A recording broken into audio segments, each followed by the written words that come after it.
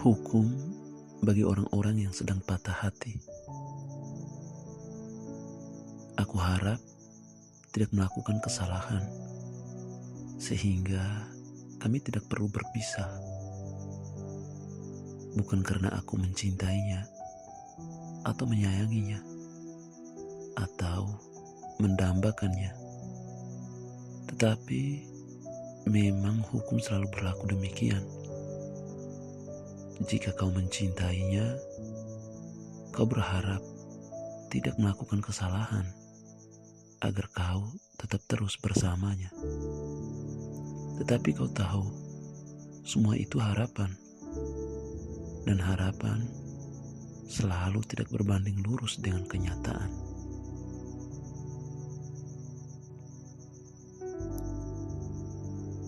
Itulah sebabnya aku dengan penuh kesadaran menulis hukum sebagai pembanding dan nasihat bagi orang-orang yang sedang saling mencintai. Aku sengaja meletakkannya di sana, berbaris di antara kata-kata yang berharap tidak selalu diucapkan ketika orang-orang sedang jatuh cinta, persis setelah kalimat itu ditulis. Sebab aku tahu, kau tahu bagaimana hukum diperlakukan di negeri ini.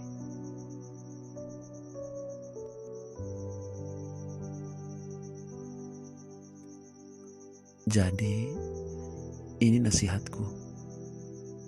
Jika kau tahu ke arah mana cerita ini berjalan, aku berharap kau tidak perlu meneruskannya. Atau jika kau bersikeras ingin meneruskannya, dan jika tidak keberatan, aku akan membantu mengarahkan imajinasimu.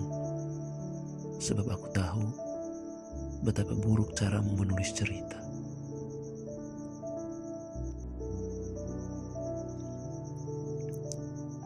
Maaf, aku harus menyatakannya kali ini. Sebab terlampau sering aku merasa malu menyatakannya dengan cara seorang Joko mengucapkannya setiap kali memberi tanda titik di setiap akhir tulisanmu dan memintaku untuk membacanya. Tidak untukku, tetapi untukmu.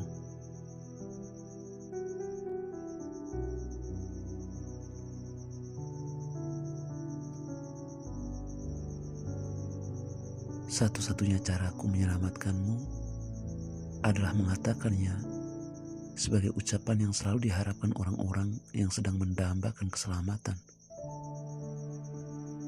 Dan kau tahu, itu menyiksaku, sungguh menyiksaku. Seperti setiap kali aku mendengar kau mengatakan, kita akan bersama memindahkan kota ini ke seberang. Dan aku melihat bola mata di antara alis hitammu memancarkan seseorang yang lain. Seseorang yang dengan santun, tokoh agama, kau katakan, aku mencintaimu. Aku tahu itu.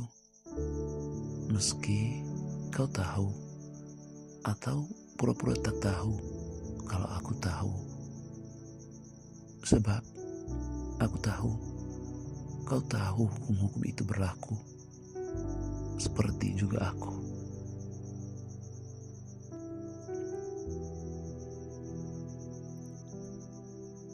Dan aku seperti seorang ayah yang tak punya cukup uang untuk membeli kado Natal untuk putrinya. Diam-diam akan menangis setiap kali menumpahkan air ke atas kepalanya.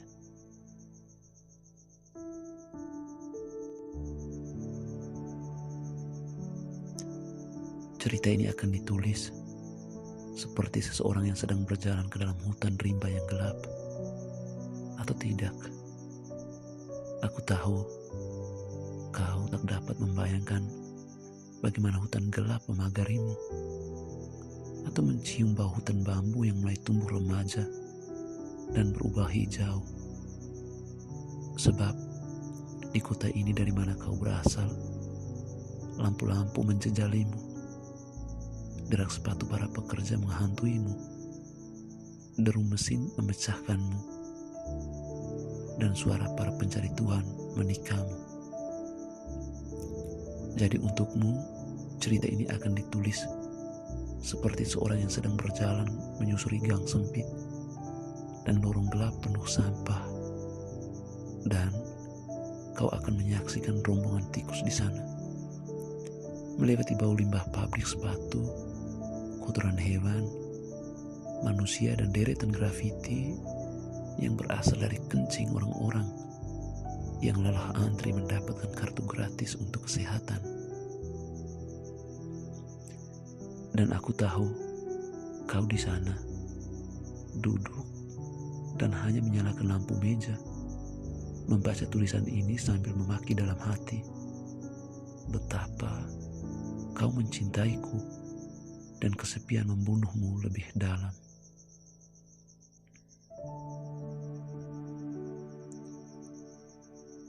Aku menulis cerita ini bukan untukmu, meski kau harap ini cerita tentangmu.